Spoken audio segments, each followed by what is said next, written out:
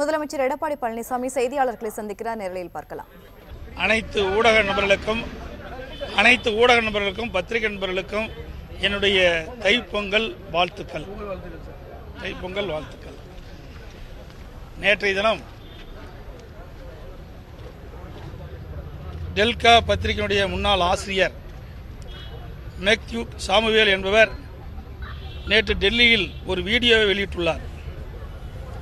இப்படத்தில் மாண்புமிகு அம்மா அவர்கள் கொடநாடு எஸ்டேட்டில் 2017ஆம் ஆண்டு ஏப்ரல் மாதம் 24ஆம் தேதி நடைபெற்ற ஒரு சம்பவத்தில் என்னை சம்மதப்படுத்தி செய்தி வெளியிட்டுள்ளார். இது முற்றிலும் உண்மைக்கு மாறானது, துளியும் உண்மையில்லை.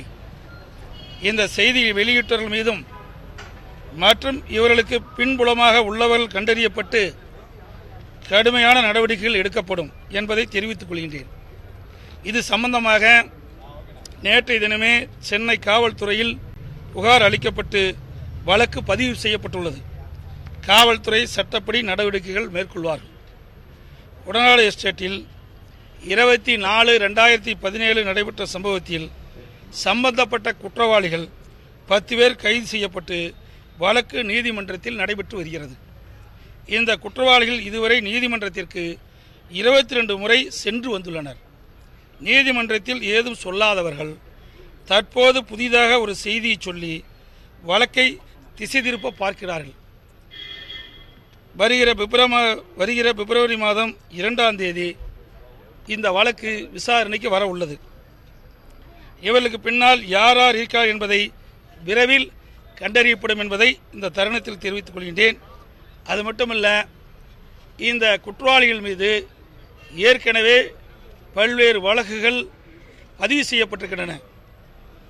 போக்சோ சட்டத்திலும், ஆள் மாறாட்ட வழக்கிலும், சீட்டிங் செய்தியிலும், திருட்டு வழக்கிலும், கூலிப்படை வழக்கிலும், இப்படி பல்வேறு வழக்குகளில் இந்த குற்றவாளிகள் ஈடுபட்டு வழக்கு பதிவு செய்யப்பட்டிருக்கிறார்கள் என்பதையும் இந்த நேரத்தில் தெரிவித்துக் கொள்கின்றேன்.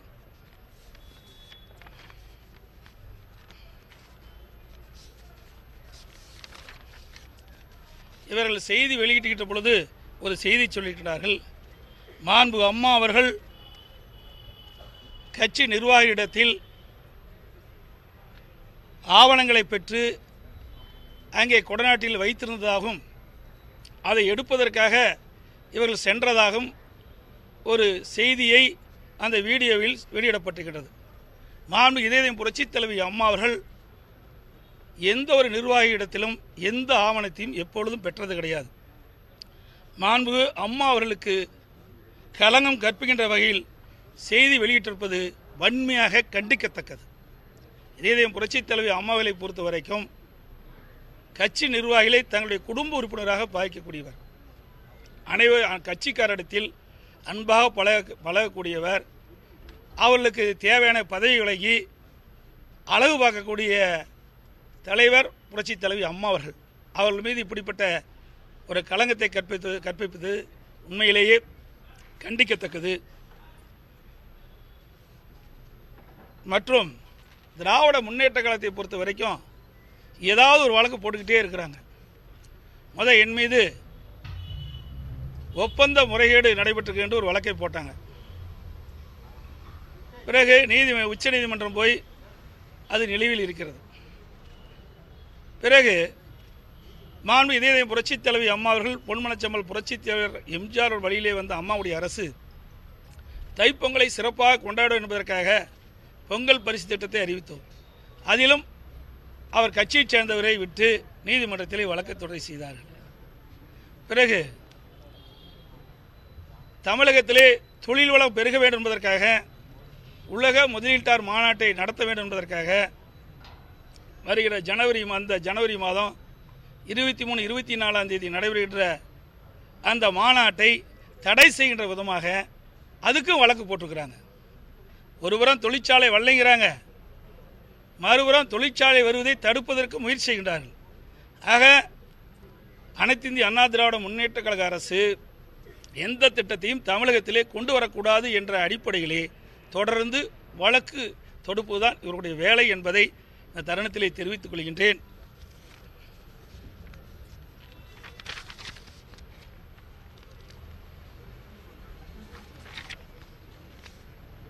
இந்த நிகழ்ச்சிக்கு பின்பு யார் யாரெல்லாம் இருப்பார் என்பதை கண்டறிந்து இந்த நிகழ்வுக்கு பின்புலமாக யார் இருக்கின்றார் என்பதையெல்லாம் கண்டறிந்து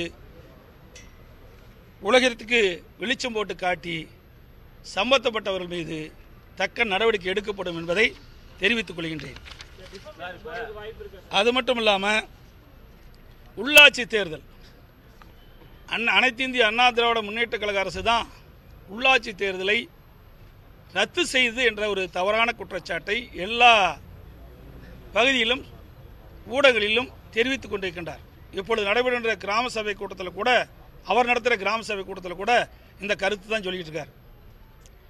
உண்மையிலேயே மாண்புமிகு புரட்சித் தலைவி அம்மாவர்கள் தமிழகத்தினுடைய முதலமைச்சராக இருந்த காலகட்டத்தில் உள்ளாட்சி தேர்தலை நடத்த வேண்டும் என்று அறிவிக்கப்பட்டு அந்த பணியெல்லாம் துவங்கி நடைபெற்றுக் கொண்ட காலகட்டத்தில் இவர்கள் உயர்நீதிமன்றத்தை வழக்கு தொடர்ந்து அந்த உள்ளாட்சி மன்ற தேர்தலை ரத்து செய்தவர்கள் திராவிட முன்னேற்ற கழகத்தைச் சேர்ந்தவர்கள். மாண்பு அம்மா அவர்கள் உள்ளாட்சி மன்ற தேர்தலை நடத்த வேண்டும் என்றுதான் அறிவிக்கப்பட்டு அந்த பணியெல்லாம் துவங்கப்பட்டது. நிறுத்தியவர்கள் உள்ளாட்சி தேர்தல் நிறுத்தியவர்கள் திராவிட முன்னேற்ற கழகத்தைச் சேர்ந்தவர்கள். அதனுடைய செயல் தலைவராக இருந்தார். அப்பொழுது அவர் எடுத்த முயற்சி தான் அந்த தேர்தலை தள்ளி வச்சாங்க. இப்போ கிராம சபை கூட்டம்னு எல்லா இடத்துலையும் அறிவித்து இவர் சென்றுட்டுருக்கிறார். இதில் என்ன வேடிக்கை என்னென்னா, இவர் துணை முதலமைச்சராக இருந்தார், உள்ளாட்சித்துறை அமைச்சராக இருந்தார். அந்த உள்ளாட்சித்துறை அமைச்சருடைய வேலையை கிராமம் மற்றும் பேரூராட்சி நகரப்பகுதி மாநகராட்சி பகுதியில் இருக்கிற மக்களுக்கு அடிப்படை தேவைகளை நிறைவேற்றி தருவது தான் அதனுடைய பணி. அதற்கு அமைச்சராக இருந்தவர் மு.க. ஸ்டாலின் அவர்கள் தான். ஆனால் அப்பொழுதெல்லாம் செய்ய தவறிவிட்டார். குடி தண்ணீர் கொடுக்க, சாலை வசதி கொடுக்க, மின்சார வசதி கொடுக்க, இப்படி மக்களுக்கு அடிப்படை தேவை செய்கின்ற ஒரு பொறுப்பிலே அவர் இருந்தார். அதனுடைய இலாக்கா உள்ளாட்சித்துறை இலாக்காவுடைய அமைச்சராக இருந்தார். அப்பொழுதெல்லாம் அந்த பணியை செய்து தவற விட்டுவிட்டு இப்பொழுது கிராமத்துக்கு போய் கிராமத்தில் குடிநீர் இல்லை, சாலை இல்லை, மின்சாரம் இல்லைன்னா இதையெல்லாம் செய்வதற்கு தான் உங்களுக்கு உங்களுடைய ஆட்சியில் உள்ளாட்சித்துறை அமைச்சராக பொறுப்பு கொடுத்தாங்க. அந்த காலகட்டத்தில் எது செய்யாத காரணத்தினால தான் இன்றைக்கி அம்மாவுடைய அரசு அந்த பணி சிறப்பாக செய்து கொண்டிருக்கிறது. எந்த விதத்திலும் குறைபாடு இல்லாமல் சிறப்பாக செயல்படுத்தி கொண்டிருக்கிறது. உதாரணம் சொல்ல வேணும்னா, எங்களுடைய நானாக இருக்கட்டும், மாண்புமிகு துணை முதலமைச்சராகட்டும், மாண்புமிகு அமைச்சர் பெருமக்களாகட்டும், நாடாளுமன்ற சட்டமன்ற உறுப்பினர்கள் எல்லாமே தங்களுடைய தொகுதிக்கு சென்று அடிப்படை தேவைகள் என்ன என்பதை ஆராய்ந்து உடனுக்குடன் அதை நிறைவேற்றி கொண்டிருக்கின்றோம்.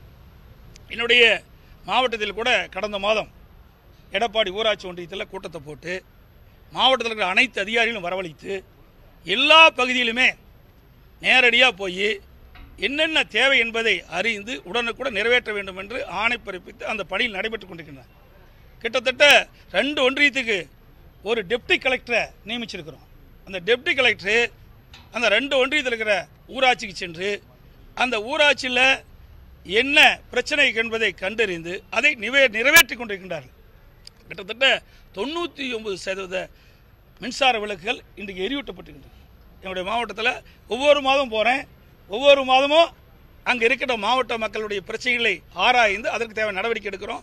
அதே போல தான் மாண்புமிகு துணை முதலமைச்சர் அவர்களும் அடிக்கடி தன்னுடைய மாவட்டத்திற்கு சென்று அங்கே இருக்கின்ற பிரச்சனையை தீர்த்து வைக்கின்றார். அதே போல தான் அனைத்து அமைச்சர்களுமே அந்தந்த பகுதிக்கு சென்று அங்கே இருக்கின்ற மக்களுடைய பிரச்சனையை தீர்த்து வைத்துட்டு இருக்கிறோம். இவர் ஏதோ புதுசாக போய் கிராம சபை கூட்டம் கூட்டி இப்போ தான் பிரச்சனை தீர்க்கிற மாதிரி ஒரு தோற்றத்தை இருக்கிறாரு. இதெல்லாம் அரசியலுக்கு காரணமாக போடுகின்ற நாடகம்.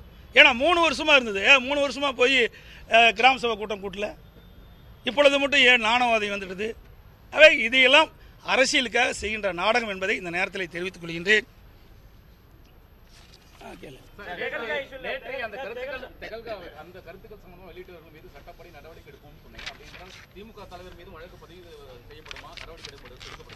அதாவது விசாரணை மேற்கொள்கின்றார். விசாரணையில் யார் யார் என்பது அப்பொழுதுதான் தெரியும், இப்பொழுது எதுவும் தெரிவிக்க முடியாது. ஏனென்றால் அவர் மாதிரி எடுத்த கவுத்தெல்லாம் நான் சொல்ல முடியாது. இதாங்க குற்றச்சாட்டு சொல்லியிருக்கிறாரு. அந்த குற்றச்சாட்டு குறித்து இன்றைக்கு புகார் அளிக்கப்பட்டு வழக்கு பதிவு செய்யப்பட்டிருக்கிறது. அந்த வழக்கு விசாரணையில் தான் அது தெரியும், அப்பொழுதுதான் நடவடிக்கை எடுக்க முடியும்.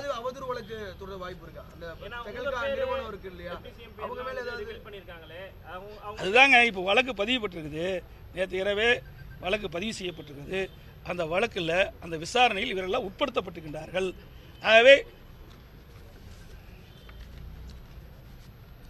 ஆகவே இந்த விசாரணையில் தான் யாரெல்லாம் இதுக்கு பின்பலமாக இருந்திருக்கிறாங்க, உண்மைக்கு பாரான செய்தி எதற்காக சொல்கிறாங்க என்பதெல்லாம் தெரியும். அது மட்டும் இல்லை, நேரடியாக அரசியலே எங்கள் எதிர்கொள்ள முடியாத திராணியற்ற முதுகெலும் இல்லாத இவர்கள் தான் இப்படிப்பட்ட கோழைத்தனமான குறுக்கு வழியை கையாளுறாங்க. முதலமைச்சராக இருக்க உங்கள் மீது இவ்வளவு டெல்லியில் சென்று ஒரு ஆதாரங்கள், அதாவது ஒரு 16 நிமிடம் ஓடக்கூடிய ஒரு ஆவணப்படத்தை வெளியிட்டு செகண்ட் அக்யூஸ்ட் 3வது அக்யூஸ்ட் 2 பேரையும் கூப்பிட்டு இது மாதிரியான வெளியிடப்பட்டிருக்கிறது. இதற்கு பின்புலமாக மிகப்பெரியான அரசியல் இருக்கிறதா அல்லது உங்கள் மீதான காழ்ப்புணர்ச்சி? ஆகவே இது அரசியலுடைய பின்புலம் தான் நான் கருதுறேன். அதுக்கு தான் வழக்கு தொடர்ந்துருக்கிறோம். அந்த வழக்கு விசாரணையில் தான் அது தெரியும். ஒரு வழக்கு விசாரணை பண்ணால் தானே அதில் யாரெல்லாம் அது சம்மந்தப்பட்டாலும் தெரியும். அதுக்கு தான் புகார் செஞ்சு வழக்கு பதிவு செய்யப்பட்டு அந்த விசாரணை மேற்கொள்ள இருக்கின்றோம். உண்மை வெளிச்சத்துக்கு வரும். ஆகவே இதில் யார் இருந்தவர்களாம் வெளிச்சத்துக்கு வரும். நிச்சயமாக அவர் எப்போ பார்த்தாலும் அப்படித்தான் சொல்லிட்டு இருக்காரு.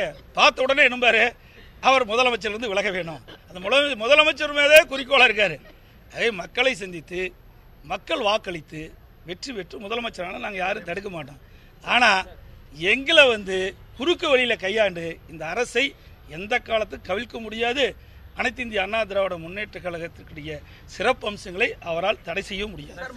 மறைந்த முதலமைச்சர் ஜெயலலிதா அவர்களுடைய இறப்பு குறித்து ஒரு புறம் விசாரணை நடந்திருக்கு. அதுலயும் பல்வேறு குழப்பங்கள் இருக்கு. இப்ப குடநாடுலயும் விவகாரத்துக்கு, அதாவது நீங்க குடநாடுங்கிறீங்க, அவன் என்ன சொல்றா அதுல பேட்டியிலேயே அம்மா மருத்துவமனையில் இருக்கின்ற பொழுதேன்னு சொல்றாரு. அப்ப என்ன ஆகுது? ஏற்கனவே இதெல்லாம் திட்டமிட்டு இருக்கிறாங்க. மாண்புமிகு இதயம் புரட்சி தலைவி அம்மா அவர்கள் முதலமைச்சராக இருந்து மருத்துவமனை அனுமதிக்கப்பட்டு சிகிச்சை பெற்று வருகின்ற பொழுதே இவர்கள் திட்டம் தீட்டிருப்பதாக அவருடைய செய்தியிலிருந்து நமக்கு தெரியுது. அவர் வெளியிட்ட செய்தியிலிருந்து இருக்குது. இதையெல்லாம் முழுமையாக விசாரிச்சா தான் உண்மை வெளியே வரும். தினகரன் இதுவரைக்கும் இது தொடர்பாக எவ்விதமான பதிலையும் கொடுக்கல. திவாகரனை பொறுத்தவரை சிபிஐ விசாரணைக்கு உட்படுத்தப்பட வேண்டும், அது அவருடைய கருத்து. ஆகவே இதெல்லாம் விசாரணை நல்லா பார்த்துங்க. ஏற்கனவே சார்ஜெட் போட்டப்பட்டு அங்கே இருக்கின்ற மாவட்ட எஸ்பி முரளி ரம்பா அவர்கள் வழக்கு பதிவு செய்யப்பட்டு புலன் விசாரணை மேற்கொண்டு இவர்கள் மீது வழக்கு பதிவு பெற்று இன்றைக்கு சார்ஜெட் போடப்பட்டு நீதிமன்றத்துக்கு போச்சு. 22 முறை நீதிமன்றத்துக்கு போய் ஆஜராகிருக்கிறாங்க. அப்பொழுதெல்லாம் ஏன் சொல்லல? கிட்டத்தட்ட 1.5 ஆண்டு காலமாக நீதிமன்றத்துக்கு போயிட்டு இருக்கிறாங்க, ஆஜராகிட்டு இருக்கிறாங்க. இந்த வழக்கு வருகிற பிப்ரவரி மாதம் 2ஆம் தேதி வர இருக்குது. விசாரணை தொடர் இருக்குது. அப்பொழுது இந்த கேஸை நீத்து போகிற மாதிரி செய்கிறாங்களா, இல்லது அரசியல் காழ்ப்புணர்ச்சியோடு சில பேர் இந்த இயக்கத்தை மீதும் இந்த அனைத்து இந்திய அண்ணா திராவிட முன்னேற்ற கழக மிகச் சிறப்பாக செயல்பட்டுக் கொண்டிருக்கிறது. இதுக்கு ஏதாவது களங்கம் கற்பிக்கின்ற விதமாக செயல்படுகிறார்களா, பின்புலமாக இருக்கின்றா என்பதையெல்லாம் விசாரணையில் தான் தெரியும் என்பதை தெரிவித்துக் கொள்கிறேன். நன்றி, வணக்கம்.